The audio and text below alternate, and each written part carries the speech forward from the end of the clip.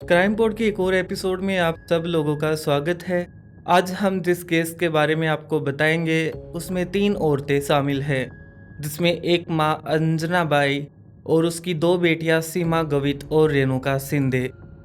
3 साल से कम उम्र के 40 से ज़्यादा बच्चों की हत्याएं इन्होंने जिस बर्बरता से की, सुनकर एक बार आप चौंक जाएंगे। तीनों के ऊपर लगभग 40 से ज्यादा बच्चों के अपहरण और हत्याओं का मामला दर्ज है। अंजनाबाई की जेल में बीमारी से मौत हो चुकी है। बची उसकी 2 बेटियां, दोनों बहनें फिलहाल पुणे के यरवदा जेल में बंद हैं। ये दोनों मासूम सी दिखने वाली बहनें, जिन्हें कोर्ट ने फांसी की सजा दी थी, फिलहाल इनकी फांसी की सजा को आजीवन कारावास में बदल दिया है। जिस हैवानियत से इन दोनों ने इतने सारे बच्चों का कत्ल किया, शायद ही किसी ने सोचा होगा। मैं तो ये कहूँगा सोचा ही नहीं होगा। कहानी शुरू होती है अंजनाबाई नाम की लड़की से, जो नासिक में रहती है। परिवार गरीब होने के कारण अंजनाबाई अक्सर इधर उधर भटकती रहती है। 22 साल की अंजनाबाई की एक दिन एक ट्रक ड्राइवर से नज़र मिलती है और उस ट्रक वाले से उसे प्यार हो जाता है। ट्रक ड्राइवर उत्तर प्रदेश का रहने वाला होता है। दोनों आपस में शादी करते हैं और शादी के बाद अंजनाबाई ट्रक वाले के साथ उत्तर प्रदेश भाग जाती है। उत्तर प्रदेश आने के बाद एक इलाके में किराए के घर पर रहते हैं। वहां अंजनाबाई 1973 में एक लड़की को जन्म देती है, जिसका नाम सीमा गवित रखा जाता है। कुछ दिन बाद ट्रक ड्राइवर अंजना बाई को छोड़ देता है। अंजना बाई घर का किराया नहीं भर पाती है और वह वापस पुणे आकर रहने लग जाती है। पुणे आने के बाद अंजना बाई अपनी बेटी के साथ रहती है। कमाई का कोई रास्ता नहीं। गरीबी होने के कारण उसके परिवार का गुजारा नहीं हो पाता है। वह अपनी बेटी के लिए अच्छे से ना तो खाने पीने का इंतजाम कर पाती है, ना ही अच्छे वस्त्रों का। गरीबी दूर करने के लिए Anjanabai railway station, park, bus stand, इन सब जगहों पर चोरी करने लगती है। भीड़ भाड़ वाले इलाके में लोगों की पॉकेट काटना ये उसका पेशा बन जाता है। 2 साल बाद अंजनाबाई एक आदमी से मिलती है, जिसकी उम्र 48 साल है। आदमी का नाम है मोहन गवित, जो एक रिटायर्ड फौजी है। दोनों को आपस में प्यार होता है। दोनों आगे की जिंदगी साथ जीने का फैसला करते हैं। अंजनाबाई सन 1974 में मोहित गवित से शादी कर लेती है। शादी के 1 साल बीत जाता है। 1975 में अंजनाबाई को एक लड़की पैदा होती है।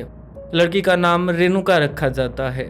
शादी के 2 साल बीत जाते हैं। शादी के जैसे ही 2 साल पूरे होते हैं, मोहन गवित फिर से अंजनाबाई अपने पुणे आके झुग्गी झोपड़ी में रहने लग जाती है अपनी 2 बेटियों के साथ। अब अंजनाबाई के ऊपर 2 बेटियों की जिम्मेदारी होती है, उनका पालन पोषण करना। इससे पहले जब पहली बार शादी करके ट्रक वाले ने उसे छोड़ा था, तब वो एक लड़की का पालन पोषण नहीं कर पा रही थी। अब जिम्मेदारी और बढ़ गई थी। अब उसे 2 लड़कियों का पालन पोषण करना था। अंजनाबाई छोटी मोटी चोरियां करके दोनों लड़कियों को बड़ा करती है। अंजनाबाई अब उनको भी भीड़ भाड़ वाली जगह पर जेब तराशी और गहने छीनने का काम सिखाती है। भीड़ भाड़ में कैसे चेन तोड़ना है, ये सब काम बखूबी उन्हें समझा भी देती है। माँ के सिखाए मुताबिक रेणुका और सीमा चोरियां शुरू करती हैं। इसी दौरान दोनों बहनें कई चोरियों की वारदात को अंजाम देती हैं। 5-6 साल तक ऐसा ही चलता रहता है। 1990 में दोनों बहनों को रोड के पास फुटपाथ पर एक छोटा बच्चा मिलता है, लावारिस हालत में, जिसकी उम्र महज 14 महीने के आसपास होगी। बच्चे को दोनों बहनें अपने घर ले आती हैं। उसका नाम संतोष रखती हैं। बच्चे को पास रखने की एक वजह ये भी थी कि अगर कोई अच्छा ग्राहक मिलेगा तो वो उसे बेच देंगे। 1990 में रेणुका छोटे बच्चे को गोद में लिए मंदिर जाती है। इस दिन उनका प्लान था कि वो किसी औरत की चेन तोड़ लेगी। मंदिर में भीड़ भाड़ देखकर वह इस चीज का फायदा उठाती है और एक औरत की चेन तोड़ लेती है। जिस औरत की चेन तोड़ी वो औरत चिल्लाती है और भीड़ रेणुका को पकड़ लेती है। भीड़ में हर तरह के लोग होते हैं। रेणुका को कुछ लोग थप्पड़ भी मारते हैं। इसी बीच भीड़ से आवाज आती है कि इस औरत को पुलिस के हवाले कर दो, इसे मारो मत। इसी दौरान रेणुका मौके का फायदा उठाकर बच्चे को जमीन पर पटक देती है। बच्चे के सिर से खून बहने लगता है। छोटे बच्चे के सिर से खून निकलता देख भीड़ में कुछ लोगों को दया आती है।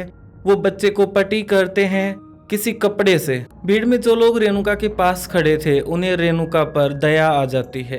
वो सोचते हैं कि अगर ये चोरी कर भी रही होगी तो अपने बच्चे के लिए ही कर रही होगी, और अगर पकड़ी गई तो इसका बच्चा भी जेल जाएगा। ये सोचकर भीड़ में कुछ लोग फैसला करते हैं कि रेणुका को पुलिस में नहीं देंगे। रेणुका को समझा के वहां से जाने दिया जाता है और कुछ लोग उसे कुछ पैसे भी देते हैं ताकि वह सीधा हॉस्पिटल जाए और अपने बच्चे का इलाज करवा ले। उसके बाद रेणुका हॉस्पिटल नहीं जाती है, वह सीधा अपने घर जाती है। घर जाने के बाद रेणुका और सीमा और अंजना बाई देखती हैं कि बच्चे के सिर से खून अब भी नहीं रुक रहा। चोट लगने के कारण लगातार खून बह रहा था। रेणुका बच्चे को हॉस्पिटल ले जाने की बजाय उसे जमीन पर 10 बार पटकती है जब तक बच्चा दम ना तोड़ दे।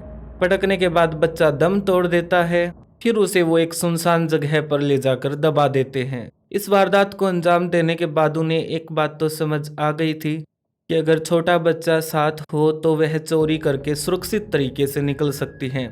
आसपास के गांव या अन्य जगह पर सड़कों पर बैठे अनाथ बच्चों को उठाते और उन्हें पुणे अपनी झुग्गी में लेकर आते। कोल्हापुर, मुंबई जैसी अनेक जगहों से इन्होंने कई सारे बच्चों को उठाया और अपने झुग्गी वाले घर पर लेकर आई।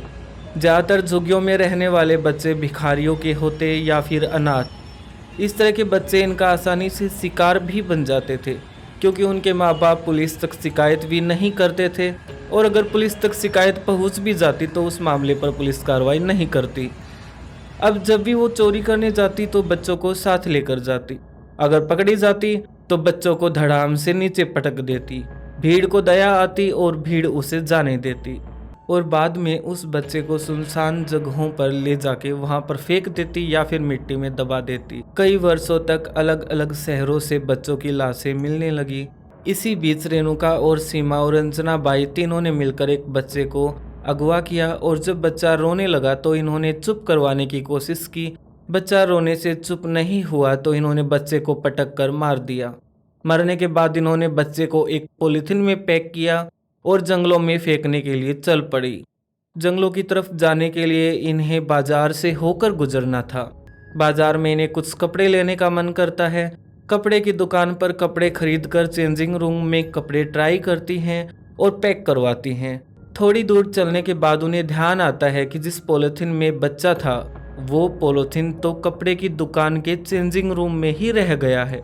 अब वो दोबारा उसे लेने के लिए नहीं जाती हैं क्योंकि वो ऐसा करेंगी तो शायद फंस जाएंगी। क्या पता दुकान वाले ने पॉलीथिन खोलकर देख लिया हो।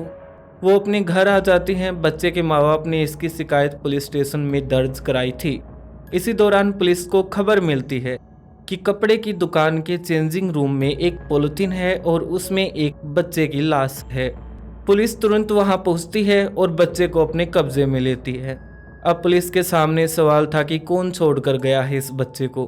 पुलिस देखती है दुकान के सीसीटीवी में।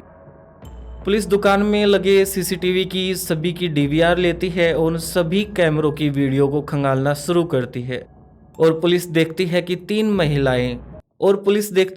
महिलाएं पॉलीथीन को अंदर लेकर आई, लेकिन वो इस कलर के पॉलीथीन को वापस लेकर नहीं गई। पुलिस ने तीनों महिलाओं की तलाश शुरू की। वीडियो से तीनों महिलाओं की फुटेज निकलवाई गई और इनकी फोटो के पोस्टर बनवाए गए। पुलिस ने इनकी फोटो के इश्तिहार bus stand, railway station, park हर जगह लगा दिए। 6 दिसंबर की सुबह पुलिस थाने में कॉल आती है और बताया जाता है कि उन्होंने बस स्टैंड पर एक महिला देखी है। वह हूबहू पोस्टर में जो महिला है वैसे ही दिखने में है। 6 दिसंबर 1995 को पुलिस इन तीनों को बस स्टैंड से गिरफ्तार करती है और इनसे पूछताछ की जाती है। पुलिस रिमांड में ये 3 बहनें कबूल करती हैं कि इन्होंने 40 से ज़्यादा बच्चों की हत्याएं की हैं। भारत में इससे पहले इतने बड़े स्तर पर बच्चों की हत्या कभी नहीं हुई थी। इस मामले ने तूल पकड़ लिया। अखबारों ने, न्यूज़ चैनलों में ये बातें आने लगी। सबने न्यूज़ को बहुत ही बारीकी से कवर किया और कई चैनल की ये हेडलाइन बन गई, सीरियल किलिंग का यह बहुत बड़ा मामला भारत में ही नहीं बल्कि भारत जैसे अनेक देशों में होता आया है, पर यह वर्ल्ड का सबसे दर्दनाक मामलों में से एक था। पुलिस को सबूत सिर्फ 7 हत्याओं के मिलते हैं। पुलिस ने पुणे की एक कोर्ट में इन्हें पेश किया जहां से उन्हें जेल भेज दिया गया।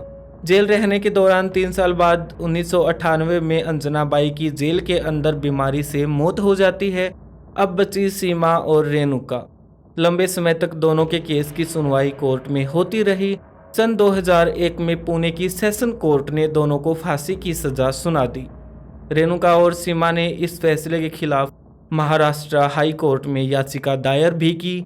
हाई कोर्ट ने सेशन कोर्ट का फैसला मान्य रखा, लिहाजा इनकी फांसी की सजा बरकरार रही। रेणुका और सीमा ने फिर से सुप्रीम कोर्ट में याचिका दायर की, जहां उनकी सजा को बरकरार रखा गया। 2022 में इन्होंने फिर से हाई कोर्ट में क्षमा याचना की याचिका दायर की। इनकी मौत की सजा को बदलकर आजीवन कारावास कर दिया गया। फिलहाल दोनों बहनें जेल में हैं और अपने आजीवन कारावास की सजा काट रही हैं। जब तक वो जिंदा हैं जेल में ही रहेंगी। इसके बाद इनके ऊपर कई फिल्म इंडस्ट्री वालों को एक कंटेंट मिल गया जिस पर फिल्म बनाई जा सके। एडिटर ने कई आर्टिकल भी लिखे इन्हीं दोनों बहनों के ऊपर। अपने बच्चों का ध्यान रखिए, क्या पता हमारे आसपास रहने वालों में से भी कोई सीमा और रेणुका जैसी औरत हो। इस केस को आप गूगल पर सर्च करके देख भी सकते हो, सीमा गवित और रेणुका शिंदे के नाम से। आज का केस आपको एक्सप्लेन किया। मुझे अब जाना होगा, फिर मिलते हैं एक केस के साथ। तब तक के लिए बाय।